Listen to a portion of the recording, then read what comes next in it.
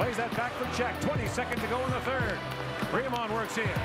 Drops it back to Beher. And now Stensel shot scores! Stensel with a shot that deflected by Rousseau. And with 11 seconds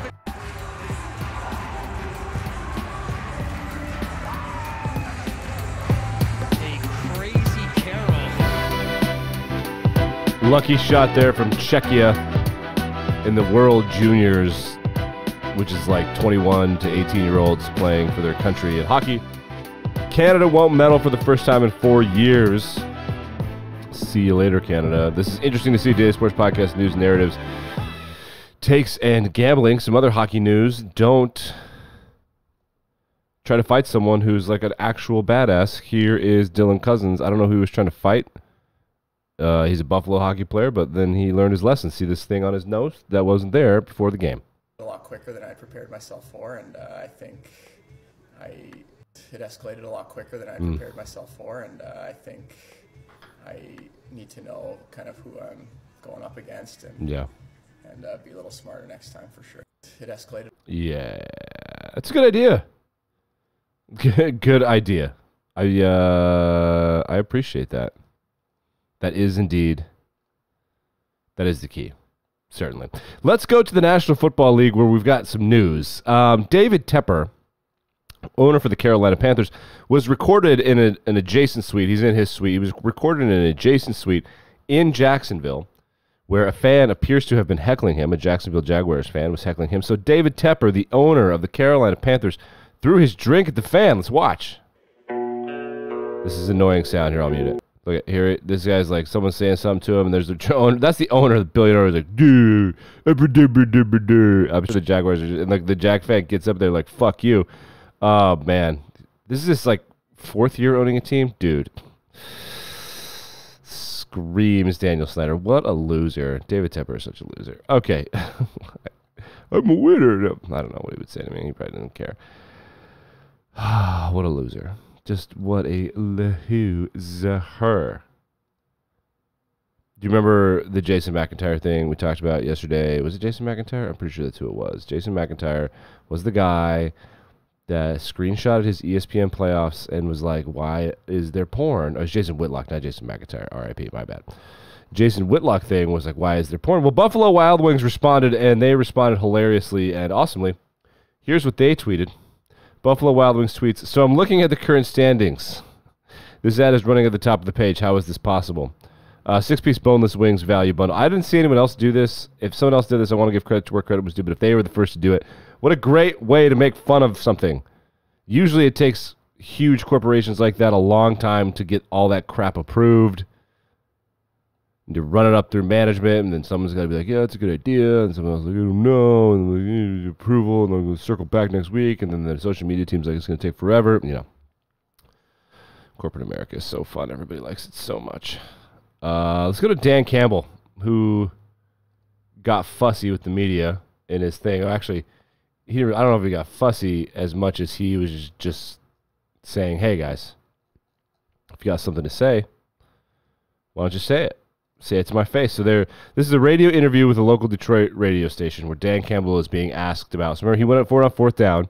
Penalty, it was a BS penalty, and then they moved back 5 yards, and he goes for it, or not goes for it on 4th down. 2-point conversion, moves back 5 yards, so it's a 2-point conversion from the 7. Still does it, gets bailed out by an offsides call, which was clearly offsides, free play, and then goes for 2 again.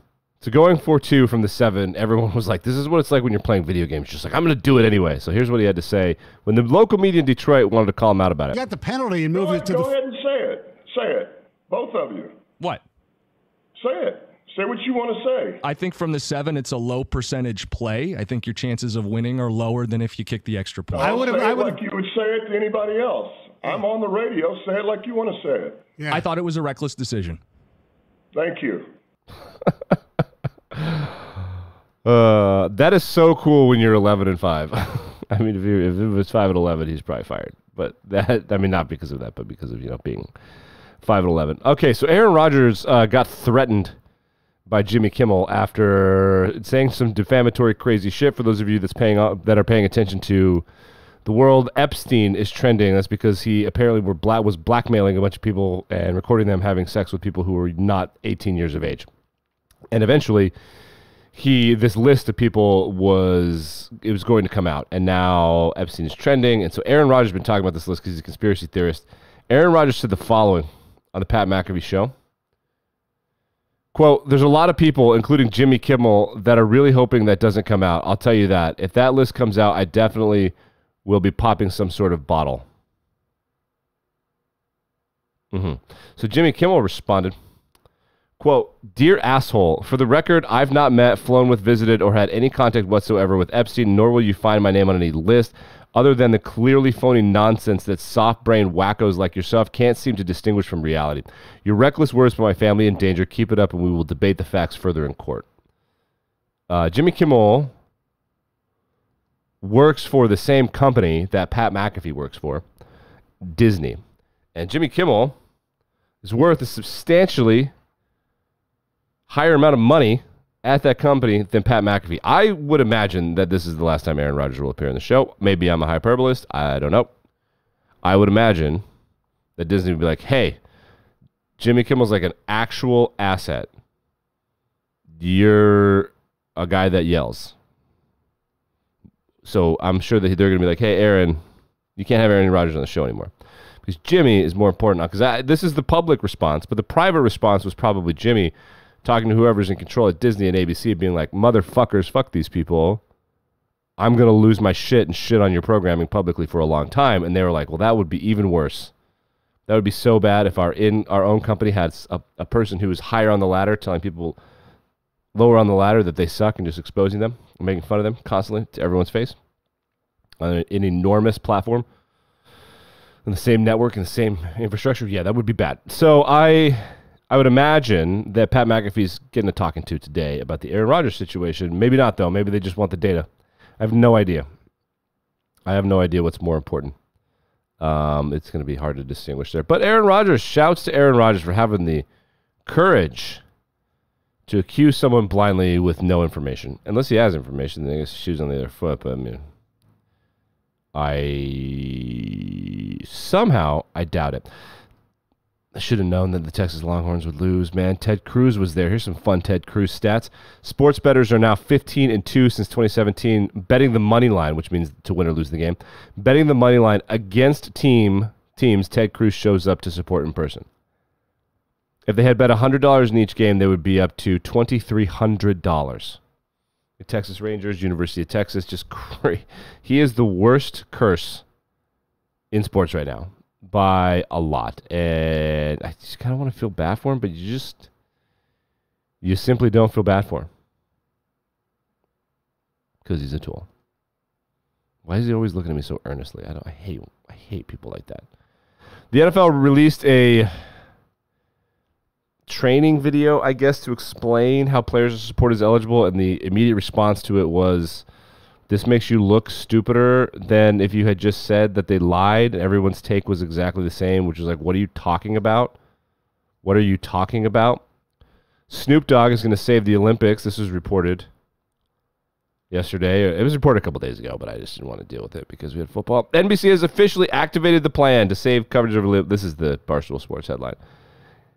Barstool Sports is reporting, along with everybody else, that Snoop Dogg will be a primetime reporter for the Olympics en Paris, which is where they are. Haha, get it? Because Paris is Paris in Francais. Do you get it? It was really fun watching him and Kevin Hart get high and just be like, what is happening at the Olympics? I had a great time. There is a 16-year-old in the world of professional darts who have taken over. He's got a sick nickname. Luke the Nuke Littler. Look at him. Darts are cool. If you ever want to watch absolutely electrifying like highlight content, Luke Littler and professional darts. Here, let's watch a clip. Here he is. 16 years it's just so electrifying. Look how cool it is to be there. 16. He's 16. That is 180, number 7. We are only in the 11th leg. It's crazy. It's just incredible, isn't it? Christian Kiss doesn't know what's hitting. The English Prodigy. Closer to round 2. Penny for Andrew Gilding's thoughts at the minute. I love that stuff. How cool is this? Man, am I wasting my life? Looks like it's going to be Luke Littler. I wonder how good I could be at darts if I started right now. Can't be that hard, right? All right. Thursday night football gone. It's all on Sunday now. Talk about it on Friday. See you there.